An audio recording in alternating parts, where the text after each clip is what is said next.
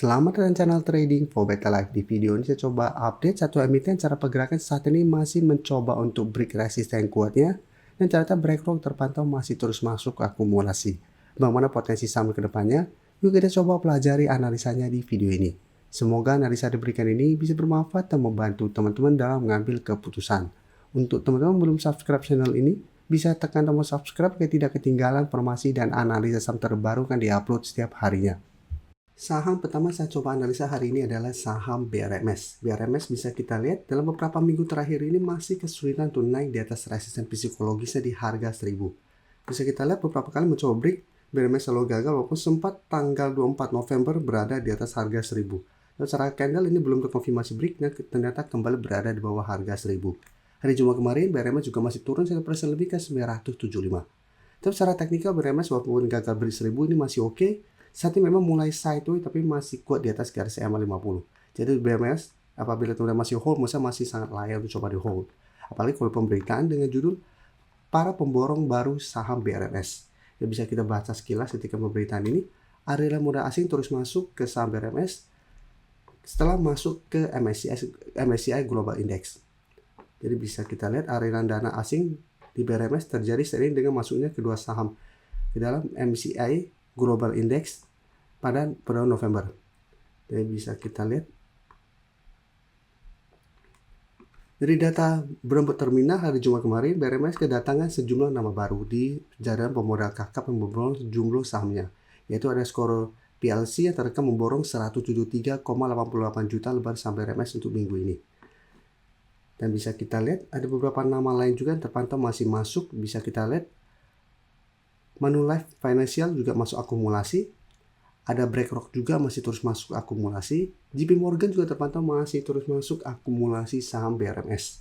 Jadi walaupun secara teknikal saat ini mulai sideways karena gagal break 1000, asing terus masuk untuk akumulasi saham BRMS. Dan bisa kita lihat di meja konsensus analis juga BRMS masih mengantongi 13 rekomendasi untuk beli dari total 15. Dan target harga rata-rata 12 bulan ke depan itu sekitar 1100. Dan memang sentimen emas saat ini masih menjadi salah satu sentimen positif untuk BRMS. Jadi walaupun terkoreksi, misalnya ada kesempatan untuk coba pantau. Untuk entry saat ini coba tunggu di sekitar support terdekat di 930 sampai maksimal 950 untuk target entry-nya. Jika terpantau masih lanjut turun pun malah kesempatan untuk coba tunggu di support lebih kuatnya lagi di 880 sampai 900. Karena berada di sekitar garis EMA 50 di 890. Jadi untuk yang sudah punya untuk BRMS misalnya saat ini masih sangat layak untuk coba di hold. Dan untuk BRMS bisa kita perhatikan di broker summary, asing satu minggu terakhir sebenarnya masih terus masuk. Jadi pada saat perubahan indeks MSCI anggota, asing masuk dengan jumlah besar, satu memang sempat keluar satu minggu ini, tapi menurut saya ini wajar. Secara keseluruhan ini masih terus ada akumulasi. Jadi kesempatan untuk coba pantau dan tunggu di harga bawah untuk BRMS. Dan penurunan 1% lebih ini memang ini masih ada distribusi. Jadi lebih oke coba tunggu terkoreksi lanjutan ke daerah support terdekat. Apabila masih bisa bertahan dari bawah, misalnya masih menarik coba di entry. Dan sekarang kita lihat saham sektor emas lainnya sama Harta Dinata. Harta Dinata secara teknikal saat ini juga masih oke, tapi satu minggu terakhir ini masih mencoba untuk break 1500. Jadi cara candle ini masih belum terkonfirmasi break walaupun hari Jumat masih naik 0,34% ke 1495. Dan secara teknikal bisa kita lihat sebelum juga mencoba break 1500 ini masih gagal, sempat terkoreksi ke sekitar 1150, tapi satu pelan-pelan mulai bangkit kembali. Dan untuk Harta Dinata bisa kita perhatikan di sini, asing juga 2 hari terakhir terpantau keluar, tapi secara keseluruhan juga masih terus akumulasi. Kenaikan hari Jumat juga terpantau nih tidak ada akumulasi. Malah terlihat ini ada sedikit distribusi. Jadi untuk Harta Dinata, menurut saya juga masih bisa coba di hold.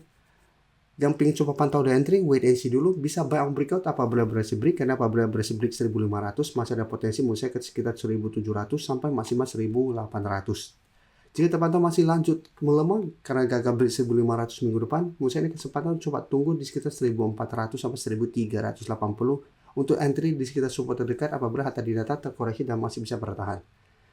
Karena cara pergerakan harga emas sampai saat ini sebenarnya masih oke, masih ada potensi untuk kembali bergerak naik.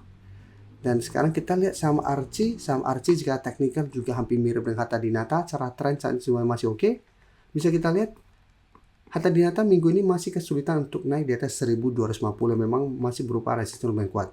Dan cara pergerakan RC juga mulai sideways, tapi bisa kita lihat ini juga masih kuat di atas garis support EMA-nya di harga 1135.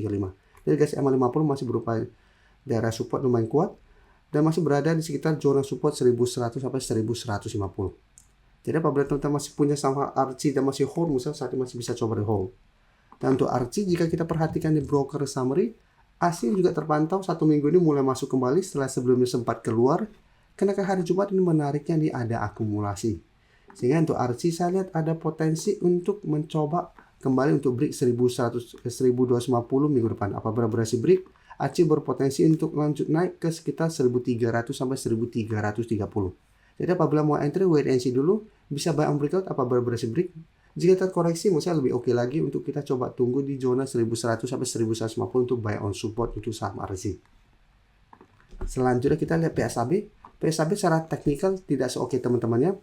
Saat ini sudah turun bawah garis EMA 50 sehingga 550 yang saat ini berada di sekitar garis EMA 50 di 555 itu sudah berubah menjadi resisten lumayan kuat. Dan untuk support yang kuat PSAB saat ini menurut saya ada di 500. Walaupun saat ini bisa kita lihat PSAB masih kuat di atas 520. Beberapa kali mengetes atau mendekati 520, PSAB memang masih bisa bertahan. Dan untuk PSAB jika kita perhatikan di broker summary, asing juga terpantau masuk, tapi akumulasi asing tidak sebesar teman-temannya. Dan kenaikan hari Jumat juga terpantau ini tidak ada akumulasi. Jadi untuk PSAB saat ini lebih oke, misalnya wait and see, tunggu PSAB berhasil naik di atas 550 baru coba ikutan buy on breakout. Jika terpantau minggu depan mencoba naik dari 550 masih gagal, cara pergerakan saya lihat masih ada potensi untuk kembali melemah menuju support psikologisnya di harga 500. Jadi menurut saya PSAB masih belum oke selama masih gagal naik di atas garis EMA 50. Karena cara pergerakan masih ada potensi untuk kembali melemah.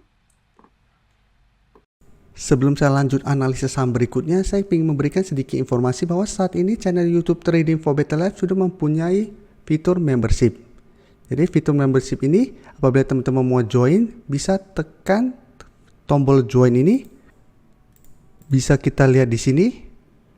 Cukup dengan 29.900 atau 30.000 per bulan, teman-teman akan menjadi bagian atau member dari channel YouTube Trading for Better Life. Jadi teman-teman bantu mensupport channel ini. Dan dengan menjadi member, teman-teman akan mendapatkan live streaming setiap hari Minggu pada jam 9 malam. Untuk informasi lebih lanjut, teman-teman bisa pelajari di video ini. Terima kasih telah menonton video ini. Like dan share video ini bila bermanfaat bagi teman-teman. Dan support channel ini dengan cara tekan tombol subscribe agar channel ini bisa makin berkembang dan bisa membantu lebih banyak orang lagi. Terima kasih.